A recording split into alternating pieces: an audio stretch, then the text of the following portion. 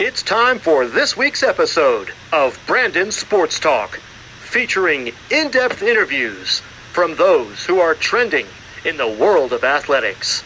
And now, here's the host of Brandon Sports Talk, Brandon Pate.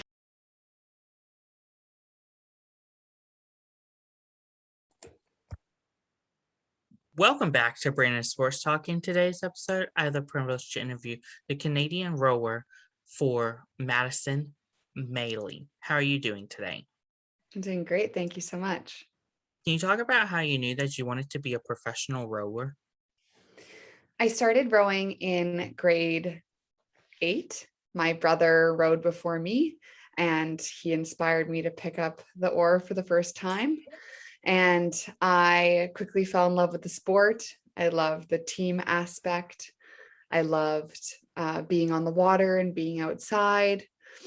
And it led me to rowing collegiately and then getting on the national team. So it turned into a lifetime love so far, and I haven't looked back.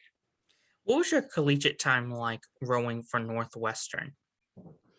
So I rowed for Northeastern, and it was lovely. I had a great 2 coaches who were actually both Canadian too. And the team was very fun to be around, very supportive, very well-rounded. Everyone did co-ops and was in school, and that was also a priority, which was very important to me. But we had some great years out on the Charles River, and I made some lifetime friendships on that team as well. What was the recruitment process like for you for when you committed to Northeastern? I talked to lots of different universities across the United States. It was a very fun process. I went on officials at USC, UCLA, Duke, and ended up looking at Northeastern when I was rowing ahead of the Charles. And I actually had never talked to Joe until I raced ahead of the Charles. Joe is the head coach at Northeastern. And I instantly loved the school, walking around. It felt very homey, and the coaches were so nice, and the team was so kind to me, and I love Boston. So it was a quick fit for me, but it was actually later in the process. So actually right before I was about to sign my NLI with a different school, I found Northeastern and changed my mind. Of course, what were some of your accomplishments during college at Northeastern? I got to go to NCAAs every year. I stroked the varsity 8 from sophomore year to my senior year. I became my conference all-star athlete. I really had a great time being on the SAC board for my university. And then in my final year, I actually got a sports award for the school, and it was the President's Award. And it was probably, one of the highlights. I didn't expect it to happen at all. And it made me feel very proud to be a Northeastern athlete and now a Northeastern alum. What was it like putting on the Northeastern uniform? It made me very proud. I didn't really think that I'd be rowing collegiately. When I first started rowing, I did it just because I was having fun. I liked being in sports and I liked being outside. And so when I finally got to represent a university, and I was actually in the varsity 8, right from my first regatta. And so that was very exciting because I was the only freshman in that boat. And it felt very good to wear that split N on my chest and represent a school that is growing and is very respected and a part of a program that has some serious legacy to it. What was it like in 2017 going to the World Cup? So in 2017, I got onto my first under 23 national team. I remember getting the email when I was at a regatta with actually Northeastern, and they said, "Oh, we'd like to welcome you to try out for the under 23 national team for Canada. Would you like to come?" I was like, oh my gosh, like they want me on their team. That's so exciting. I didn't know if I'd make it or not, but I thought I might as well go try my best and see what happens. And I think I just made it into the boat. I was the last person in, and I got to represent Canada for the first time and have the maple leaf on my oar and on my chest. And I was so proud. And then we won a gold medal for Canada in our under 23 women's 8.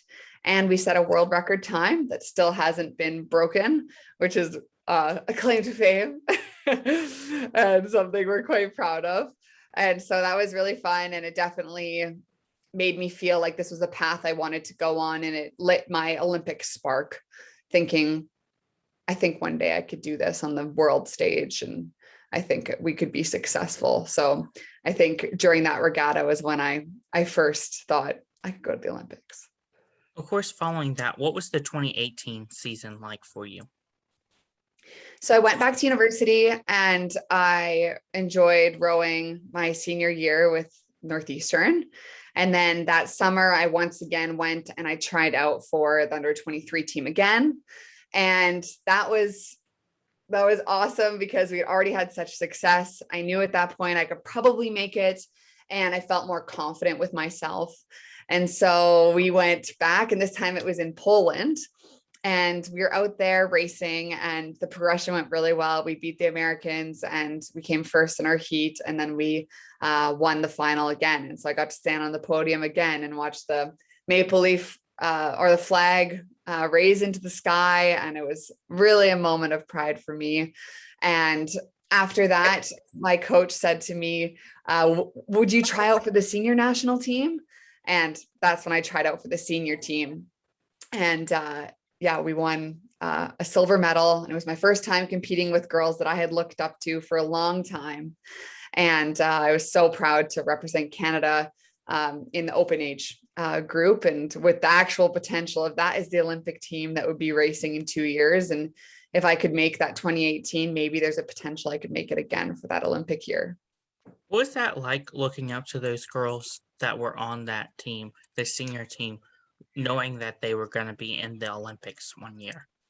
Yeah, so a bunch of them raced in Rio in 2016, and I literally could not believe that I was seat racing against some of them, and that I ended up racing in the same boat as them, because they were girls I had watched on TV and I had idolized and kind of looked up to for the past 4 years. And so it was quite moving, and it was also awesome having them respect us and learn how fast we are and what we can contribute to a boat.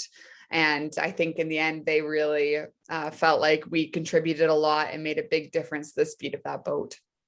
Of course, looking back at the 2017 and 2018 season, what is it like looking back now, knowing that obviously you're Olympian? It makes me feel like I stayed present. I was always proud to make every team along the way. So when I'd make a World Cup team, when I'd make a World Championships team, I was proud, and those were my milestones, because the Olympics were never for sure, right? Anything can happen to an athlete. You can get injured. You can, anything can happen. People could come up and be faster than you and take your seat. And so I never took making a team for granted. And I was so excited to represent Canada every time I had the opportunity to do so. And so I think now, looking back as an Olympian and as an Olympic champion, I feel very proud of what we did and all the goal setting, the small goals we made along the way to have potentially our big goal, which didn't end up coming true. What was the feeling like when you got the email that you, of course, joined the Olympian team to obviously go compete for the country? So our first round of selection was in 2020, and I made my first Olympic team, and I was ecstatic. And I was like, wow, I can't believe I'm actually going to be an Olympian. That's crazy. Like, how can that be me? And then COVID happened. Canada pulled out of the Olympics, and I was pretty devastated. I thought, how is this event that never gets canceled being canceled right after, like literally a week after I make my first team? It made no sense to me. I was quite sad. And then I thought about, wow, like, we have a countdown saying 100 days to the Olympics, and we had to change that to 465 days until the Olympics. It was a whole year later, and we reset our goal. And during those 3 months of training in my basement at my family home here, I got stronger and I got fitter, and I made a goal to myself to be a bit more intense and be a bit more, every day is my potential to make this team again. And no way is anyone taking this away from me a second time. So I once again made the Olympic team in 2021. And that was a very proud moment for me. I remember the team announcement. I was just so excited because it was another year of blood, sweat, and tears that went into making that team. And I was so proud of the girls in my boat. I felt like they were all very fast as well. And I had a lot of faith in what we could do because I'd seen it every day. What was the feeling like, obviously, when you got to Tokyo and you made the team and you were in the Olympics and obviously you achieved your dreams?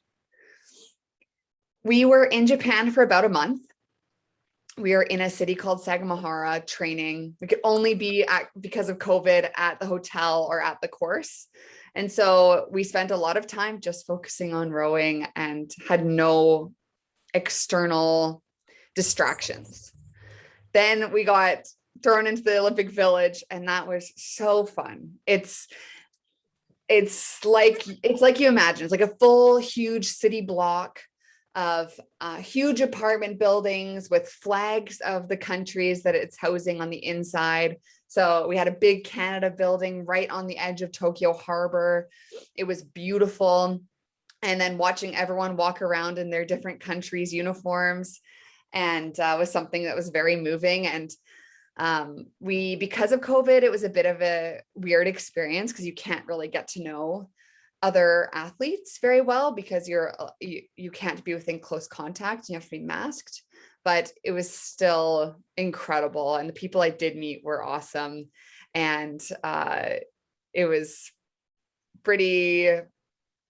I felt like all our hard work had paid off when I was sitting in those Olympic start lines and I was looking over to my right and to my left and seeing the other countries that we had been visualizing competing against for 2 years. And finally being able to sit next to them and race against them and beat them or lose to them, which we did in the heat and the rep, was something that was awesome. We learned so much in each race leading up to that final. And it was pretty, it felt like we had worked so hard to be there, and it felt like we were having the right strokes to get to where we wanted to be. And I was so proud of that. Who were some of the people that you saw that you were like, oh my God, I'm standing right next to this person because I've grown up watching them or knew about them? We saw Andy Murray. We saw Simone Biles. We saw Naomi Osaka. We saw lots of incredible athletes that I'm just thinking, wow, how am I at the same event as you? And then when we had our gold medals, it felt like, wow, everyone at the Olympics is here to get what I have. And that's a pretty cool feeling. What was that feeling like, obviously, when you received your medals of the gold? We were so proud. We were standing up on the podium. It was so hot. It was like 40 degrees and 80% humidity. And we were wearing these podium outfits, which were pretty much like sweatsuits. And we were just belting out the Canadian anthem. And I don't know if you watched the video of us on the podium, but we're all masked. And so you can see our masks just sucking in and then being blown out as we're singing. And when the medal got put around my neck, I was pretty in shock. I couldn't quite believe that it was all happening. It felt like a dream come true. And I was looking to my right and left at my teammates and thinking, wow, we went through some hard times. I went through lots of ups and downs to get to this glorious moment, and it was 100% worth it. Of course, how does it feel to win gold for Team Canada since obviously 1992? The legacy of the 1992 crew really inspired us. Our coach, Michelle Darville, was around during that time and was a part of the Canadian team during that time. And so she knew Marnie McBean and Kathleen Heddle and the other women in the 1992 crew. And Marnie McBean was actually Canada's chef de mission for the Olympic Games. And so we got to know her pretty well and got to spend some quality time with her. She often talked about her teammate, Kathleen, who was very humble and was a really, really good teammate. She listened well. And when she spoke very articulate and knew what she was trying to say. And it would always make them better, Marnie said, at least. And so Kathleen passed away this past year, and we felt like she was a big spirit within our crew and was really, really wanting us to do well and really wanting us to win gold. And so the night before our race, we went down to a place in the Olympic Village where you can, recognize people you've lost or people who have had a big impact on your life that are no longer here anymore. And we stood there with Michelle and Marnie, and we all spoke about Kathleen and how she wishes she could be here to talk to us and inspire us. But she did that without having to be here. And so during our warm up for our final, there was some thunder. And in rowing, that's kind of a dangerous thing because thunder and lightning, you can't be on the water anymore. And so we thought, oh no, are we going to have to get off the water? Are we not going to race right now? This is so crazy. But at the same time, we were like, wow, we've had so many things thrown at us that who cares? We're ready for anything.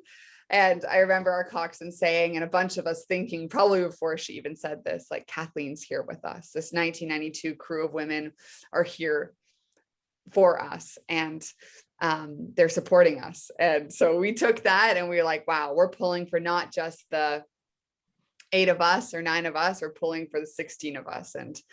And our coach was so proud and so moved, obviously, as hopefully was the rest of Canada. And I know that those 1992 crew, those women were our household names in rowing communities in Canada. And it feels pretty special that I'm a part of that crew that will now be talked about for the next, hopefully, 30 years. What was it like preparing for, obviously, the Olympics? We trained about 3 times a day. We were all centralized for 4 to 5 years. So we all lived in Victoria, BC. People left their families and they left their husbands and wives to come and train full time in Victoria. We were very focused. We knew we had to rely on each other, that we had to have good communication, that we had to trust each other to have success. So we trained very hard physically and trained very hard mentally for the Olympics. Of course, when you were in the Olympics, what was it like to have the Olympic rings on your uniform? I was so superstitious before the Olympics because I wouldn't wear anything with the rings on it because I was just like, oh my gosh, I'm not going to jinx this happening to me. And, I haven't earned the rings. And so I can't wear them. And so finally, when I got my kit, I was just so excited to have things with the Olympic rings on them, and to be able to say that I'm Olympian is something that still catches me off guard. So it was pretty exciting. Of course, how does it feel to have Olympian behind your last name and also Olympian gold medal behind your last name? I honestly, as a little kid, didn't have this huge dream of going to the Olympics. I thought, I'm not that fit. I'm not that strong. That can't be me. And then kind of the language changed around 2017, 2018 to why can't that be me? Why not me? And I think that was pretty powerful because, your mind limits you a lot. And I kind of stopped my brain from telling me you can't do this or no. And so I think seeing Olympian behind my name proves to me that you can make anything happen if you want it to happen, and dream big. And I hope to keep doing that for the rest of my life with other career paths, and never settle. So it makes me feel very proud. And I'm a part of a very incredible group of people in Canada and in the rest of the world that gets to say they're an Olympian. And to say I'm an Olympic champion, I think we had our best race on that day, and many, many athletes can't say the same. And I'm very, very proud of that race. It was very textbook. It was everything we had practiced for. And the women that stood next to me on the podium and rode behind and in front of me are so strong and worked so hard to be the best teammates that they could be, because we're all very, very different. And each person needs something a little different from each other. And we were able to successfully do that. So we had great leadership and a great team, and I could not have done it alone. And so to say I'm an Olympic champion, I feel like it was a team effort, and I'm just so proud. What is your game day routine and rituals like in the Olympics?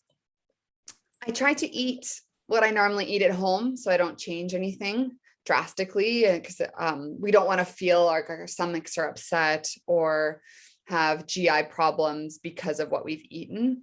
So I try to have the same oatmeal and yogurt and berries and coffee that I normally do. And then we do a pretty strict warm up starting 3 hours out of our race. Our race is only 6 minutes. We race 2 kilometers, and we'd start our warm up 3 hours out. And that was kind of the norm for us. And we practiced that many times. And so my game day didn't look that different from what we practiced as our game day. We practiced it many, many times so that it would be normal, except for Tokyo was very hot. So we had to definitely keep our body temperatures cool. We'd wear ice vests, and we'd wear ice packs on our heads to keep our head cool, because often it's your perceived temperature.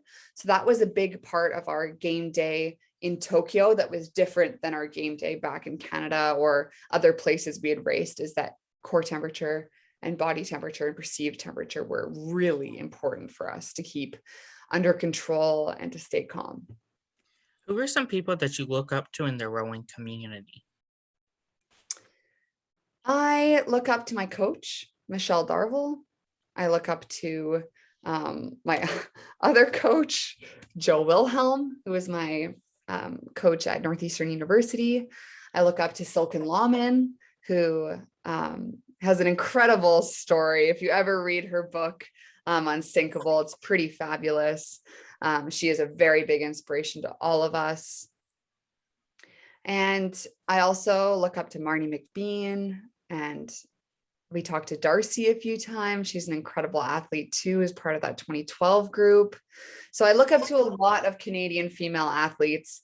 But I would say our coach did a really good job of bringing in different voices and people who could be inspirational to us for different reasons. And it really worked, because we got to hear so many different perspectives and got to be inspired by lots of people that were in our shoes long ago. What advice would your future and current rowing females looking to get into the sport? I would say ergs don't float. Don't be stressed if you don't have the erg score you need to get on the team. Try to prove that you can be a boat mover. I'd also say hard work pays off in the sport of rowing. Work hard every day. Act like that is your selection day to make or break the boat. Honestly, if you treat practices that way and push yourself, technically and physically, you will be successful. And with that hard work, I think comes like treating your teammates the way you want to be treated. And always be a good communicator. What advice would you give someone looking to obviously do the Olympics for the first time, or whether it's the second time going into the Olympics? I would say if you're interested in going to the Olympics, definitely speak to your national team coaches and see what requirements there are to get on the national team. And there's definitely some development crews and places where you can train, where you can work your way up to be a part of that national training group. I think the load on the body in the NTC is high. So you have to be ready for the volume, you have to be ready for the hours, and you have to be really, really dedicated. You can't work, you can't have anything other than rowing. So you got to be ready to risk it. But the reward is worth it. And yeah, take that step if you want to, and definitely figure out if that's an option, because it was an incredible experience. That's great advice. Where can my listeners find you at on social media? They can follow me at Madison Mailey on Instagram. Thank you again, Madison Mailey, for your interview, and best of luck in your future with the Canadian rowing. Thanks, Brandon. You can find Brandon Sports Talk on Facebook at Brandon Sports Talk, Instagram at Brandon Sports Talk, Twitter at Talk_Brandon, and you can find me on YouTube at Brandon Sports Talk. Don't forget to like, comment, and subscribe. Thank you again, Madison Mailey, for your interview, and best of luck in your future. Thank you. You've been watching Brandon Sports Talk. Please feel free to like, share, and subscribe to Brandon Sports Talk on social media and on YouTube.